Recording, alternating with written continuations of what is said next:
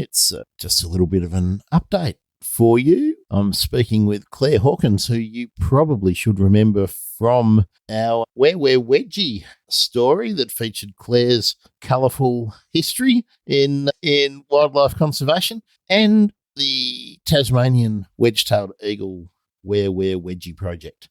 Clare, how are you? It's a pleasure to have you back for a short update. I'm really well, thanks, Grant. Lovely to chat again. The reason I wanted to have you back was just to talk about what's recently been going on with Where We're Wedgie. So just tell us what the news is. Well, first off, I have in my hand a 3-year report. So we finally have actually sort of explained what we've been up to for the past 3 years. We gave little updates in social media and on the website. We've actually got a formal report now. So that's describing how we've gone, and particularly the results for the last 2 years. We've been going for 3 years. First year was a pilot. Second 2 years, the second and third year, were repeated surveys, so they're comparable. And in fact, the results that we got for both years were amazingly similar. But we have to be a bit cautious before we say, oh, that means that actually eagles aren't declining or increasing, they're just stable, because you've got confidence intervals around that. But it's a really good start. We had actually more teams come out this year. We had 102 teams in 2019, 121 teams in 2020. So, of course, I'm excited. Maybe we can beat that next year. And yeah, I think things are going well. We'll take a while before we know exactly what's happening with the population. It needs to keep going for a few years, but really encouraging to start with, and people can look that up. So that's the first thing. Well, just before we go on to the next thing, so that people can look it up and maybe have a squiz while they're listening to us, where should they look up the report? I think it's pinned on I'll try and keep it pinned on the Twitter page, Nature Trackers. But also we've got a web page, website, naturetrackers.com.au. If you go to the latest news in the Where We're Wedgie section, then you'll access the report. Okay, we'll carry on. They can be clicking and looking while we continue talking. So please do. It's very pretty. I'm very well. I didn't do the prettiness. Our designer Patrick Badger did, but it's a very. I think it's come across as very readable at all levels. You can skim through it or read every word in great detail. Fabulous. Now, the second part of the news. Well, the second part of the news is we were really keen to upgrade our booking map. We've got this map that divides up the whole of Tasmania and encourages people to survey all across Tasmania, so we don't kind of miss key areas that perhaps are experiencing an unusual threat or some other issue that we need to know about. And it's worked incredibly well given the amount of money we've put into it. But I've discovered, it's not really surprising, that not everyone who loves birds loves tech. And that really it would be a good idea to invest a bit more cash into that, so that somebody who's doing it from a rather old iPad and doesn't have the most fabulous broadband can still perfectly adequately upload the map and do all the bookings of the surveys. So slightly difficult thing to explain in a crowdfunder, but that's what we decided to do. And people came back. Really, it was fantastic. It was terrifying. We'd have a flurry of support, and then it would just go dead for a few days, and then we'd have a flurry of support. You know, it's one of these things where you've got to meet the target. Everyone has to pledge, and that has to add up to the target amount of money. Otherwise, you don't get anything if they don't hit it by the due date. And the day before the due date, we hit the target. And so we've got the funding to revamp the website, which I think will really help with that ambition of increasing the numbers of surveys we get. And that will really increase the confidence in the quality of the data and the accuracy. So what was the target? The target was $15,000 to really both establish the upgraded map and maintain it over future years. And can you remember how many individual donors you had to hit the 15,000? Oh, give me a sec. I should have that up. It was, I can say it roughly, but we actually got slightly over. We actually ended up with $16,125 donated, which was, so a few people did. We had, where does it say the number of supporters? 173 wonderful supporters. Well, very generous. That means there's a lot of people who made really significant contributions. So that's great. Did you get any stats? I haven't run a fundraiser myself like that, so I don't know whether you. It's stressful. I want to try one next year to see if I can make at least producing the podcast cost negative for me rather than a bit of a hole. But aside from that, do you know whether most of the people who contributed were from Tassie or Tasmania, or whether it was sort of lots of people chipping in from around the world and from around all around Australia? The majority were from Tasmania, but there were a lot from the rest of Australia and from other parts of the world, which is that I think that's incredibly powerful that you see people from all over the place saying, we really want this to happen. Yeah, it was really powerful. Yeah, no, look, people care and they will chip in. Now, my bit is to keep you in the spotlight as much as I can with the project going on. So I was really chuffed to see how it was going, because it was obvious on the social media channels that you were getting a bit stressed a few days out, because there was quite an amount to get. And it seems a bit rough with some of the crowdfunding sites that if you don't get it, if you don't hit the target, there's nothing there. Yeah, well done. Well, it's a clever... Oh, you feel so mixed about it. I mean, it would be great. I do think about whether we should instead do a subscription thing. But, that deadline is so powerful. And so on the Sunday morning, our deadline was on the Monday. On the Sunday morning, we made nearly $2,000 in 2 or 3 hours. Just bang, made. I mean, people pledged that much. And I'm sure that was just everyone. I mean, lots of people told me afterwards they were watching and they were deciding how much they would contribute. And it was all about, they were very fired up by that deadline. It's a funny old business. I reckon that's great. And that with, fewer than 200 people have made a real difference to at least the next 5 years of data collection on the platform. Probably by then you'll need to do another upgrade as things move along again. But that's great. Do you want to give a shout out to the developer who's going to be rewriting the platform? Well, yeah, I haven't announced that yet, but I will happily do that. They're local. These guys, they're called Kmapping, ESK, Kmapping.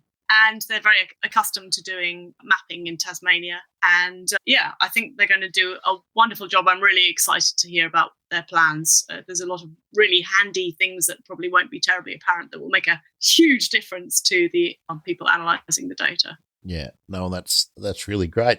Now, what's the next thing what's your deadline for getting the work done?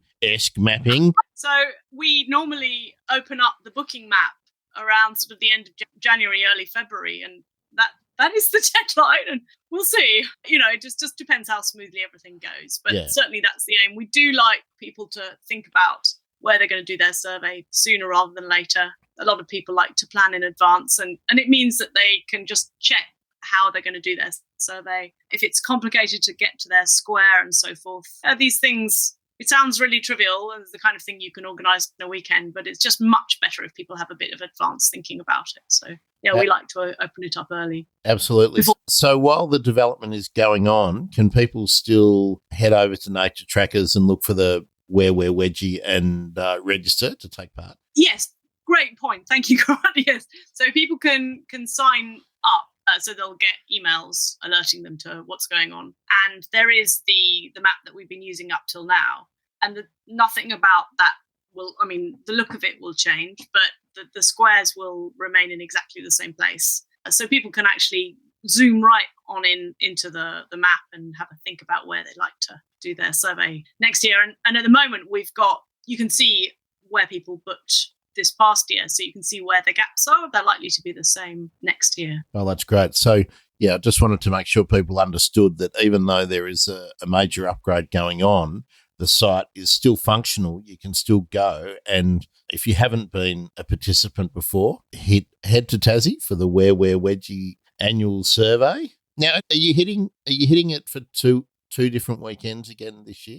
Yep, the little bird that was whispering to you during our podcast was absolutely correct. So we've got mid-May and the end of May, 14th to the 16th. So any of Friday, Saturday, Sunday, any or all on the 14th to the 16th, and Friday, Saturday, Sunday, 28th to the 30th. You can do all of them or just half a day. That's great. And look, hopefully with the fingers crossed, I don't want to speak too soon, but with the sort of COVID emergency that we were sort of all staring at the time of the survey last year for 2020, well, not be present for 2021, and hopefully lots more people can be involved, and that the weather's kind, and lots more of the squares on the map get filled in, and that we have more zero heroes. Here's hoping. Yep.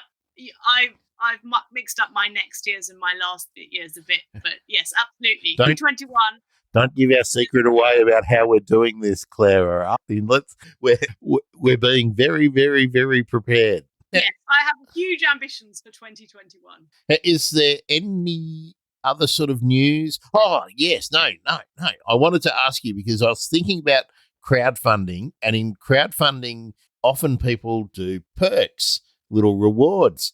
Now, does that mean that there's extraordinarily cool Wedgie or Nature Trackers merch that's out there now? Well, yes, there were lots of lovely rewards. Something that we had going for quite a while is a really nice ID guide. It's just 6 pages, but Nature Trackers expert Nick Mooney wrote all the words, and people contributed. Lots of wonderful photographers contributed pictures of the raptors flying and perched. So that was a really nice one that proved really popular. CSIRO donated reduced cost bird of prey guide, the one by Stephen Debus. Yep. And amazing. And a bunch of beanies, and there was all sorts of things. Yeah, we had some lovely ones. Now, the point of asking you was, is any merch, groovy stuff available to assist in ongoing fundraising? It is available, and I haven't quite worked out how to do that. Maybe we should do a subscription. We have some prizes that we haven't announced for particularly successful surveyors this year.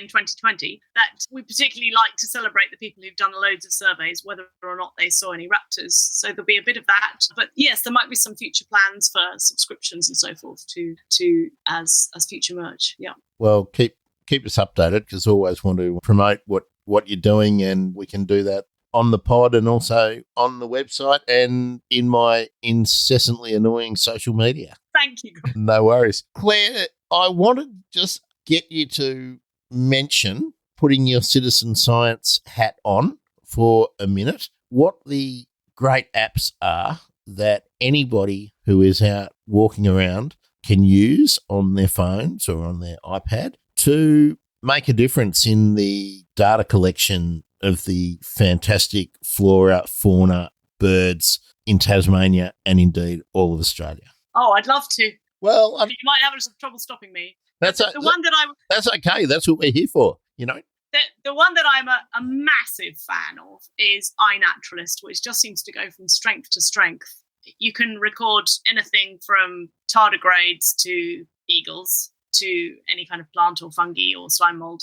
And it has, not only is it a really good way of very quickly, with the press of very few buttons, recording where you saw the thing, you include a photo if you can, but also it's with the photos, it's got a rapidly improving recognition algorithm, which I think anybody who hasn't used it can't believe the quality of it. And crazy about it. The quality of the suggestions that are coming up. I mean, they can go wrong, and you can have this sort of circular thing where iNaturalist suggests one thing, and if you don't use your brain at all and you just choose the suggestion, then it becomes a vicious circle. But if you use it wisely, it's incredibly powerful, and it's very rewarding to have some suggestions as to what you've just seen. No, I just can't believe how quickly it has moved on. Look, a few years ago, I was trying to develop a bit of a horticulture website with a bunch of people, and the lack of good ID material online. Well, we're only talking a handful of years, and now point your phone at any old scrubby thing anywhere, take a picture, and bang, it'll be, if not recognised down to the species level, certainly the genus. And then there's 4 or 5 people online who are going to tell you exactly what it is, or the 2 options it could be, or something like that. It's just amazing. The community is fantastic. And that's right. And there's a lot of people who are really lovely about explaining why it's this and not that. And people are generally really, really lovely about, discussing things. And I've already got a paper out of it by photographing a moth that turned out to be, sadly invasive to Tasmania, but it was super interesting working with the people who sort of figured that out. It's incredible. There are, I mean, obviously there's a few options for just, apps and so forth, which will recognise the photo. But I mean, iNaturalist is fantastic because it's going into a giant database, which then gets picked up by the Atlas of Living Australia, in our case, the Natural Values Atlas in Tasmania, and all those sorts of things. And also you can set up projects on the app, which we have for Where We're Wedgie as well, so people can share more photos. And particularly during the time of the survey, it helps us kind of work out confirm the identifications of the birds that people have seen. And you can add fields in that. So, for example, we also have another Nature Trackers project on burrowing crayfish, and we ask things like how many burrow entrances people have seen, all sorts of extra things. So I sometimes am a little bit surprised at the new apps people have created, which really kind of cover what iNaturalist has done. And they're paying for all those upgrades all the time to fit in with the operating systems of the smartphones on another app. Yeah, just to put your own brand on it.